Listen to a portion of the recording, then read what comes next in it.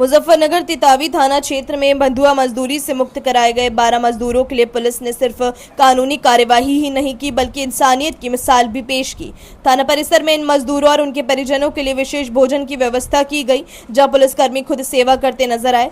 बंधुआ मजदूरी के चंगुल से छुड़ाए गए मजदूरों को जब थाना परिसर में लाया गया तो माहौल भावुक हो गया। वर्षों तक शोषण और कठिन हालात झेलने वाले इन मजदूरों के चेहरों पर पहली बार सुकून और राहत दिखी। थाना परिसर में पुलिसकर्मियों ने खुद आगे बढ़कर भोजन परोसने की जिम्मेदारी संभाली। महिला पुलिसकर्मी रसोई में व्यंजन तैयार करती दिखी तो अधिकारी और जवान मजदूरों को अपने हाथों से खाना परोसते नजर आए। ये दृश्य किसी सरकारी कार्यवाही से ज्यादा एक परिवार जैसा माहौल दिख रहा था। मजदूरों और उनके परिजनों ने बताया कि लंबे समय बाद उन्हें सम्मान और भरपेट भोजन नसीब हुआ है। कई लोग भावुक हो गए और पुलिस का आभार जताया। थाना परिसर में मौजूद परिजनों की वर्षों के बाद मुलाकात ने माहौल को और भावुक बना दिया। कहीं खुशी के आंसू थे तो कहीं अपनों से मिलने की राहत। एसएसपी संजय कुमार वर्मा ने बताया कि सभी मजदूरों को सुरक्षित रेस्क्यू कर लिया गया है और उनके पुनर्वास की प्रक्रिया शुरू कर दी गई है। उन्होंने कहा कि पुलिस केवल कानून व्यवस्था ही नहीं बल्कि जरूरत पड़ने पर मानवीय जिम्मेदारी भी निभा रही है। अधिकारियों के अनुसार मुक्त कराए गए मजदूरों को फिलहाल राहत राशि उपलब्ध कराई जा रही है और आगे जांच के बाद मुआवजे की प्रक्रिया पूरी की जाएगी। सर, तितावी में जो बंधुआ मजदूर मुक्त कराए गए थे उनके परिजन आ गए हैं।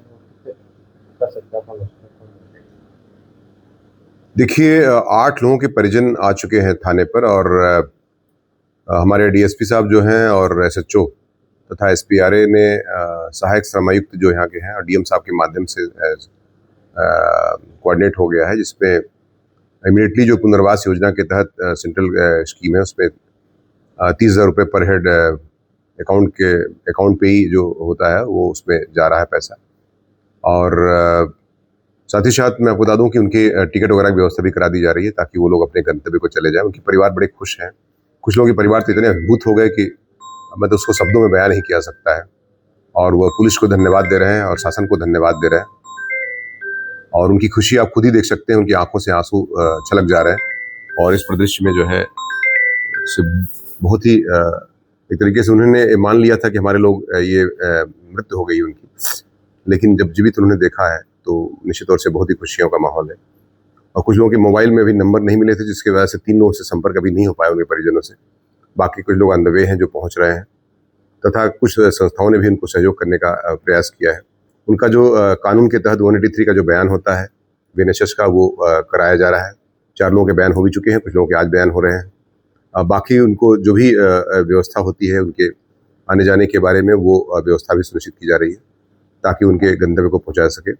साथ ही साथ हर दृष्टिकोण से उनको सहयोग किया जा रहा है पुलिस प्रशासन द्वारा और निश्चित तौर से एक बहुत ही अच्छा एनवायरनमेंट है, जिसके प्रदेश में मैं उनको शुभकामनाएं भी देता हूं। साथ ही साथ अपनी टीम को भी मैंने 25,000 रुपये का इनाम देने का घोषणा किया है।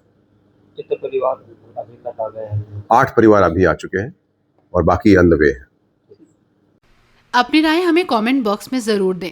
ऐसे ही लेटेस्ट अपडेट्स के लिए हमारे चैनल रॉयल बुलेटिन को लाइक, शेयर और सब्सक्राइब करना ना भूलें।